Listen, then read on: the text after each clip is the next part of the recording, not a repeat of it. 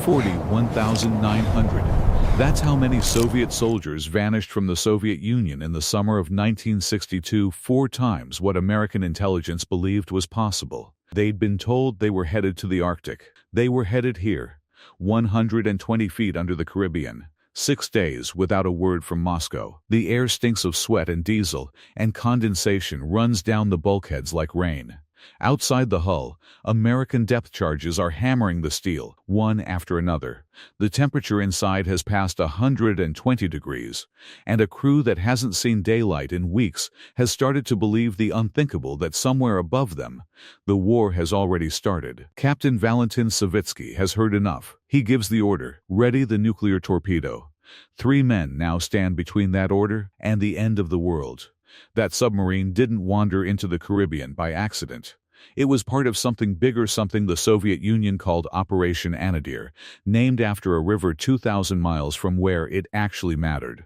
The cover story was the Arctic. The reality was 90 miles from Florida. Nearly 42,000 Soviet troops crossed the Atlantic that summer, almost 4 times what American intelligence believed was there.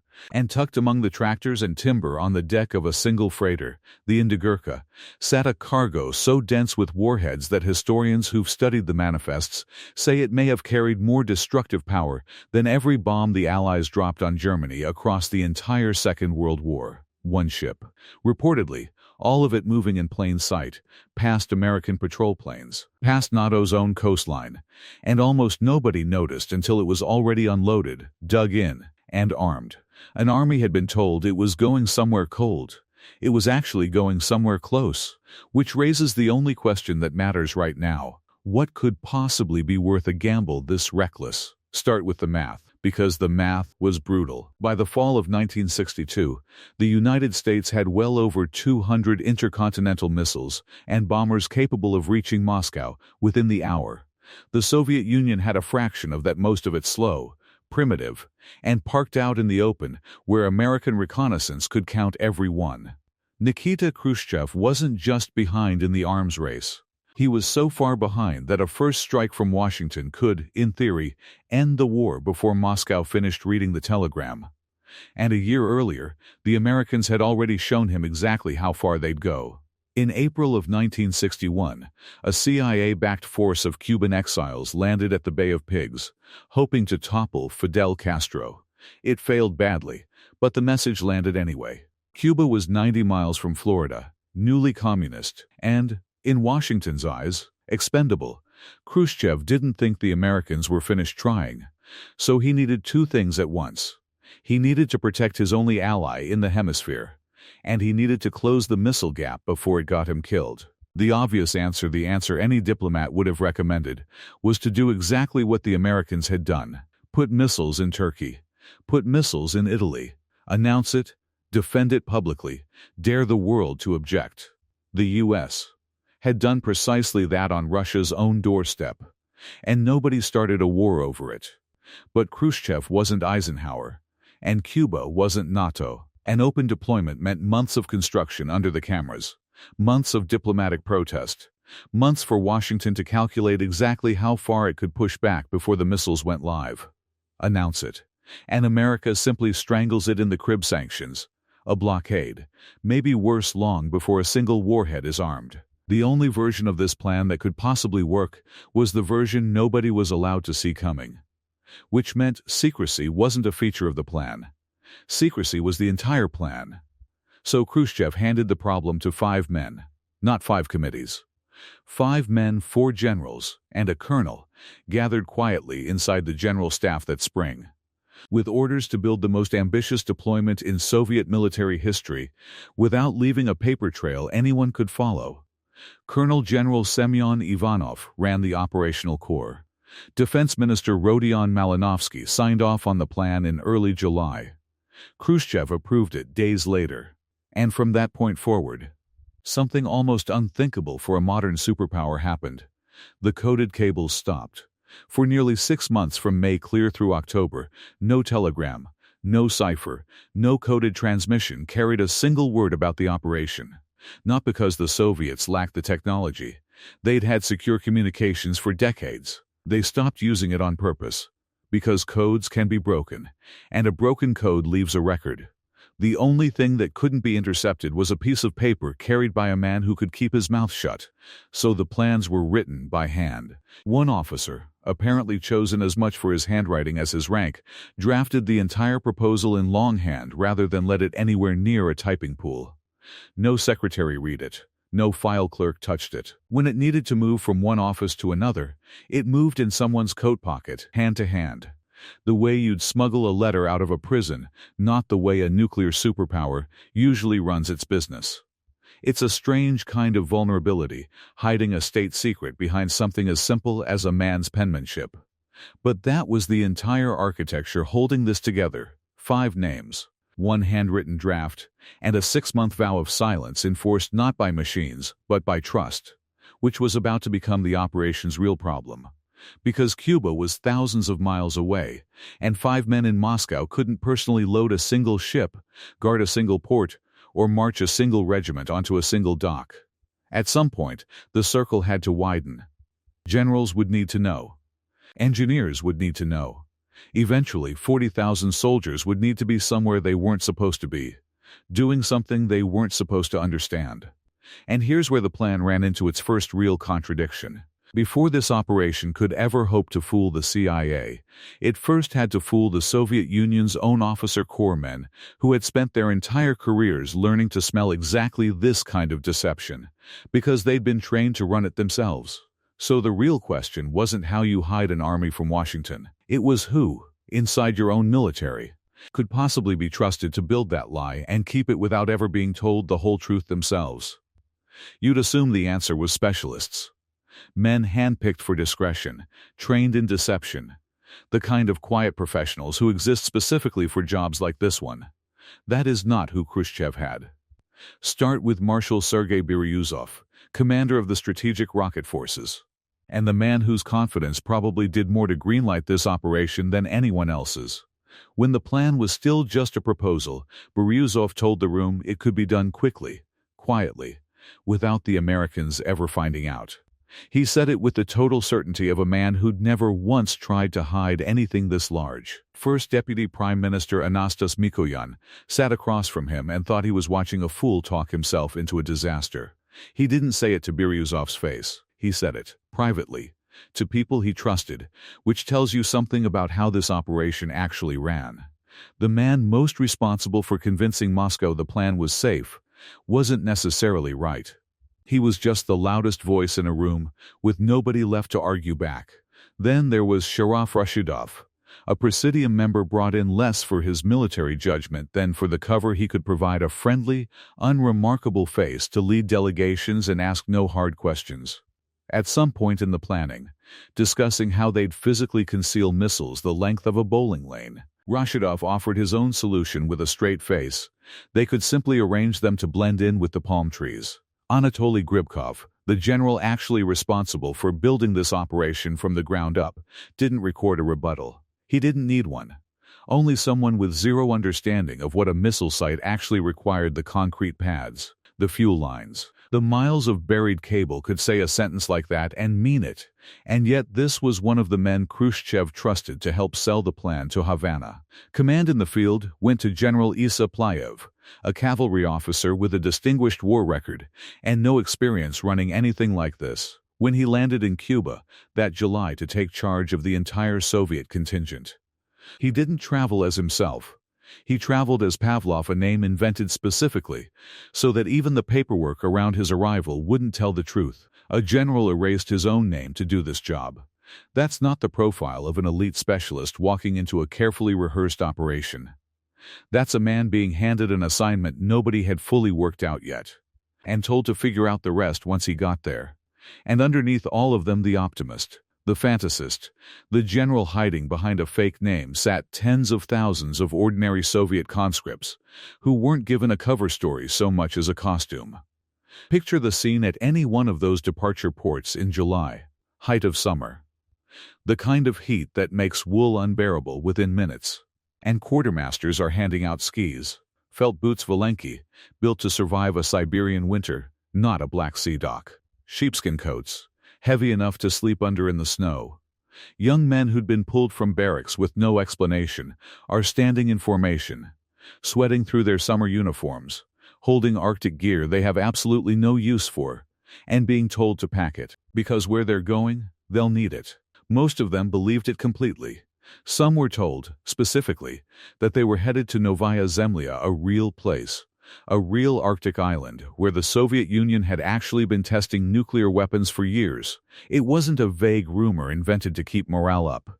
It was a precise, plausible lie, engineered to survive exactly the kind of questions a smart soldier might ask. And it worked so well that it didn't just fool the privates. It reportedly fooled some of the senior officers standing right beside them, men who should have known better. Men who had every reason to demand real answers, and simply didn't get any. There's an account from inside the operation of one general in Cuba, months later, finally asking Gribkov directly why his men had been issued winter parkas for a posting that was clearly nowhere near winter. Gribkov's answer wasn't an apology. It was closer to a correction. "Think like an adult," he told him. "It's called Anadir for a reason. Give away a single tropical shirt in that kit, and you've given away the entire operation." That's the sentence that tells you what this whole plan actually was. Not a clever trick played on Washington from a safe distance. A lie built to survive contact with its own army, first a lie so airtight that Soviet officers were expected to keep it straight-faced in front of their own confused men, using nothing but discipline and a made-up island in the Arctic Ocean. So picture the dock one more time. Ships loading in the summer sun.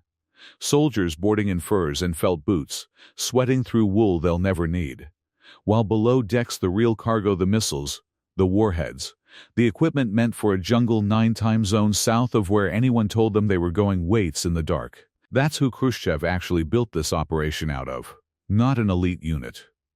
A handful of overconfident planners, one general hiding under someone else's name, and an army that packed for the wrong hemisphere and never once questioned the order. Which leaves one very practical problem still sitting on the table. You can convince 40,000 men they're going to the Arctic. You can hand a general a fake name and a presidium member a fantasy about palm trees. But at some point, none of that matters, because the actual hardware, the missiles, the launchers, the warheads themselves, has to physically cross an ocean that America is watching more closely than any patch of water on Earth. Lying to your own soldiers gets you this far. It doesn't get a 22-meter missile past a NATO patrol plane. So the real test hadn't even started yet. The physical machinery of hiding it started with geography: 8 ports, spread from the Baltic to the Black Sea, so that no single harbor would ever show enough traffic to raise questions on its own. Kronstadt, Baltiysk, and Lipia in the north, Sevastopol, Feodosia, Nikolaev, and Poti in the south. Split the load 8 ways, and each individual port just looks like ordinary shipping season. Every order still moved the way it had in Moscow, by hand, never by code. No cable told a ship captain where he was actually going. Instead, before casting off, he and his troop commander were handed one large sealed envelope. Inside it sat a smaller one, meant to stay sealed until the ship reached a specific set of coordinates in open ocean, not a rigid sequence of stops. Just a single locked door with the key held somewhere out at sea. Only when a KGB officer confirmed the ship's position would that second envelope open, and only then would the captain learn his actual destination. Until that moment, the men steering these ships across the Atlantic had no idea they were carrying nuclear weapons to Cuba. Getting there meant threading a needle first. The Bosphorus Strait is narrow enough that maritime law normally required a local pilot to come aboard and guide foreign ships through it, which was a problem. Because the last thing you want on a ship secretly loaded with ballistic missiles is a stranger walking the deck. Soviet captains simply refused to let Turkish pilots board the ships carrying the most sensitive cargo. And when that refusal risked looking suspicious, the crews had a low-tech answer ready. Parcels of vodka, brandy, caviar, and sausage, lowered down to the waiting pilot boats as a goodwill gesture. It worked. Nobody complains about being turned away from a boarding when he's holding a crate of caviar. Gribkov himself seemed almost amused by how well it worked. Everyone, he said, likes a gift. Even a pilot. Below deck, the missiles themselves were the real engineering problem. You can't hide something 22 meters long under a tarp and call it done. So Soviet crews built false wooden superstructure directly over the hardware walls and platforms that, from a passing patrol plane, simply read as part of the ship. Where that wasn't enough, they wrapped the equipment in sheet metal, specifically because infrared cameras can see heat signatures that ordinary film cannot, and a missile radiates differently than a deck full of cargo. And on top of all of it, in plain daylight, sat the props tractors, combine harvesters, ordinary trucks, positioned exactly where a curious observer's eye would land first. Look at a Soviet freighter crossing the Atlantic that summer, and what you saw was farm equipment. What you didn't see was underneath it. But the strangest piece of this deception wasn't hidden at all. It was left out in the open, on purpose. While Soviet ships were falsifying manifests and welding steel over missile fuselages, the KGB was doing something almost the opposite in Miami, quietly feeding accurate information about the Cuban buildup to anti-Castro exile groups. Real details, true reports. And it worked precisely because of who was saying it. The CIA had already spent years learning that these particular exile networks exaggerated everything and dismissed their reporting almost on reflex. So the truth, delivered by a source nobody trusted, became its own kind of camouflage hiding in plain sight, mistaken for noise. If that account holds up, and it comes from a single published record rather than multiple independent sources, it means Moscow wasn't just building physical disguises. It was gambling on Washington's own instincts to do half the work for them. Port by port, strait by strait, ship by ship, it held. The false decking didn't crack open in rough seas. The infrared shielding did its job.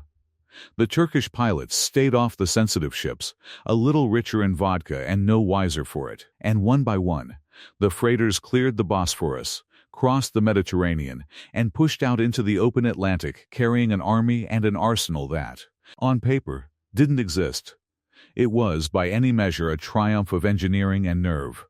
It was also, for the men sealed below those false decks, about to become something closer to punishment. Punishment is the right word for it, because that steel hull wasn't built to hold people. It was built to hold grain, timber, machine parts cargo that doesn't need to breathe. And for up to 3 weeks at a stretch, that's exactly what the men below decks became. Cargo, sealed inside a hold designed for anything but them. As the ships pushed south, out of the cold Atlantic and into the latitude of the Caribbean sun, the temperature inside those holds climbed past 120 degrees. Steel doesn't insulate, it conducts. All day, the tropical sun beat straight down onto the upper deck and radiated directly into the compartments below, where hatches stayed sealed to keep the false superstructure convincing from the air. No windows, no fans, no cross-ventilation to speak of. Just several hundred men, packed into a space meant for cargo, breathing the same recycled heat for hour after hour. Food came twice a day, and only after dark because even the act of opening a hatch to pass down rations was a risk the operation couldn't take in daylight. Water was rationed the same way. For a few minutes each night, small groups were allowed up onto the deck in the darkness, just long enough to stand in open air and remember what it felt like. No lights, no cigarettes. A lit match at sea can be seen for miles, and the last thing this operation needed was a curious American patrol aircraft radioing in a sighting. Then back down into the heat, back into the dark, to wait out what was left of the crossing. There's no verified count of how many men that voyage cost in health or in lives. The historical record simply doesn't give us a number, and anyone who tells you otherwise is guessing. What the record does say, from the men who lived through it and wrote about it afterward, is that plenty swore they'd never set foot on a ship again. That's not dramatic license. That's just what 3 weeks in a sealed oven does to a person. And when the ships finally reached Cuba, the ordeal didn't end. It just changed shape. The ports built to receive these missiles weren't military installations. They were sugar docks and tobacco piers built for bulk crops, not for hardware that stretched 22 to 24 meters long and weighed as much as a loaded freight car. The cranes standing on those docks couldn't lift a fraction of that weight.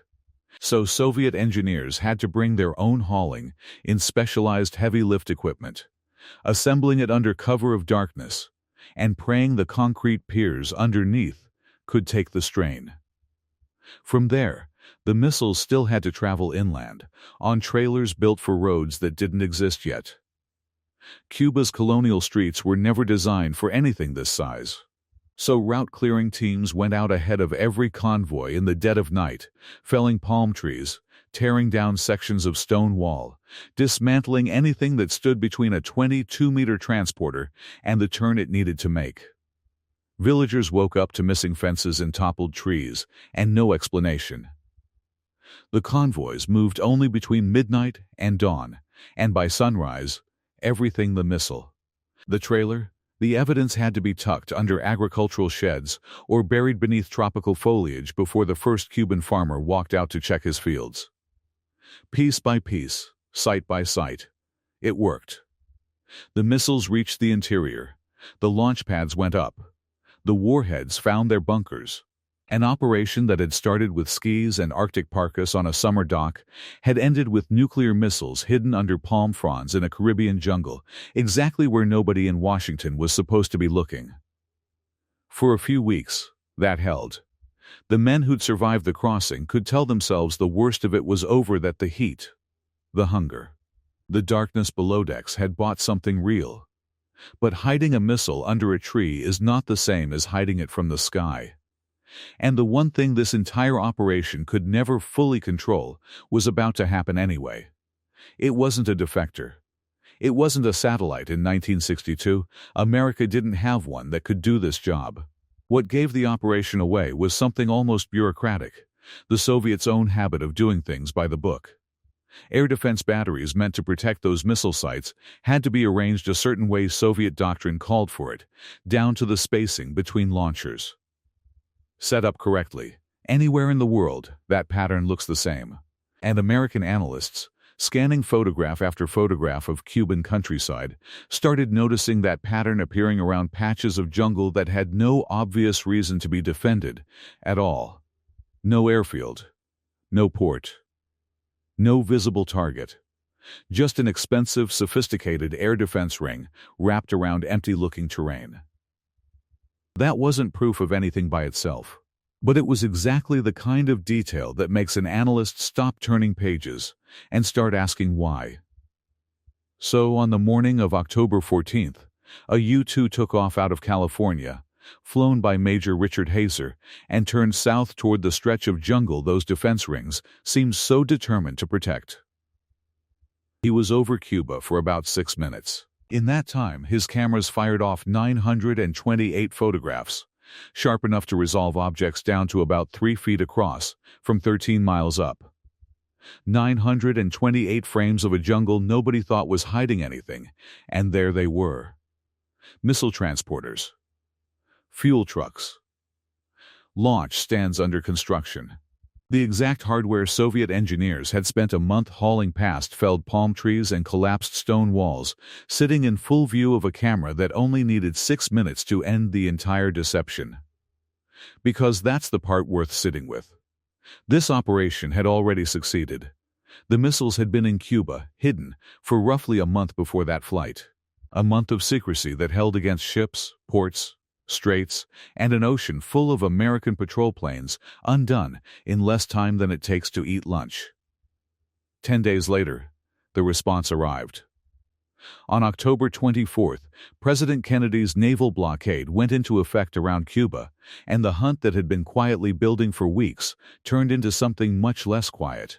Somewhere out in that cordon were 4 Soviet submarines that had crossed the Atlantic alongside the missile convoys, the same kind of diesel boats, the same brutal heat, the same weeks of isolation from Moscow. And one of them was B-59. Which brings us back to where we started. By the night of October 27th, the crew that had endured 6 days of silence, a hull that felt like an oven, and hours of American depth charges thudding against the steel around them had reached the edge of what they could reasonably believe. Down in that heat, cut off from any word of what was actually happening on the surface, Captain Savitsky had convinced himself the war had already begun. He gave the order. Ready the nuclear torpedo. Soviet protocol required 3 men to agree before that weapon could be fired. Savitsky was one. The political officer aboard was the second, and he wasn't arguing. The third was Vasily Arkhipov, not the submarine's captain, but the flotilla commander, senior enough that his refusal actually carried weight in that room. By the accounts of the men who were there, Arkhipov didn't panic. He'd already survived one nuclear disaster the year before, on a different submarine, and it seemed to have left him with an unusual amount of composure under exactly this kind of pressure. He argued that the explosions weren't attacks, they were signals, the U.S. Navy's standard method for forcing a submarine to surface, not sink it. He pushed for the only decision the moment allowed: surface, and find out what was actually happening, before doing something that couldn't be undone. It worked. Whatever was said in that conning tower, the order to fire never reached the torpedo room. Minutes later, B-59 broke the surface of the Caribbean, ringed by American destroyers under the glare of their searchlights, and simply sat there, beaten, exposed, and very much still floating. The missiles that had crossed an ocean in secret were about to go home the same way they came, in full view of the entire world. But going home didn't mean the danger went with them. 4 days after B-59 surfaced, Kennedy and Khrushchev reached their agreement. The missiles that had crossed an ocean in secret would go home the same way, on decks in full view of American ships sent to count every crate. Within weeks, the launch pads were empty, the R-12s were back on freighters, and the crisis that had come closer to nuclear war than anything before or since quietly resolved itself into a diplomatic footnote. That's the version of the story most people know. It isn't the whole story. Because the deal Kennedy struck on October 28 covered the weapons Washington actually knew about: the R-12s, the bombers, the strategic missiles capable of reaching American cities.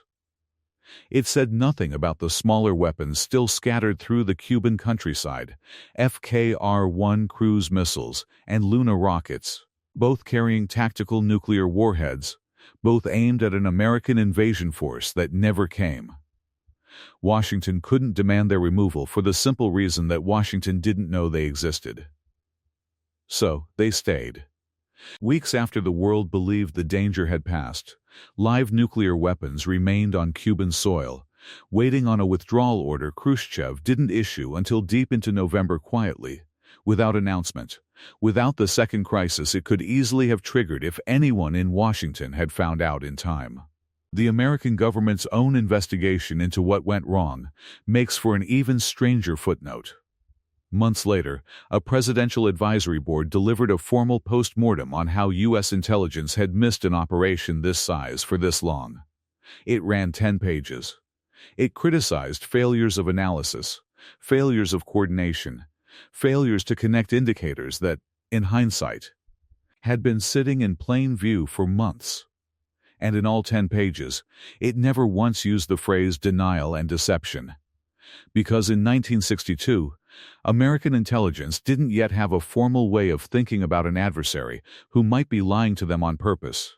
Systematically, at this scale, the doctrine to recognize an operation like Anadir while it was still happening wouldn't exist for another 20 years. Washington hadn't just missed this operation. It hadn't yet built the vocabulary to look for the next one. But the strangest gap in the record isn't diplomatic, and it isn't bureaucratic. It's personal. Because the closest the world came to nuclear war that October wasn't a decision made in the Kremlin or the White House.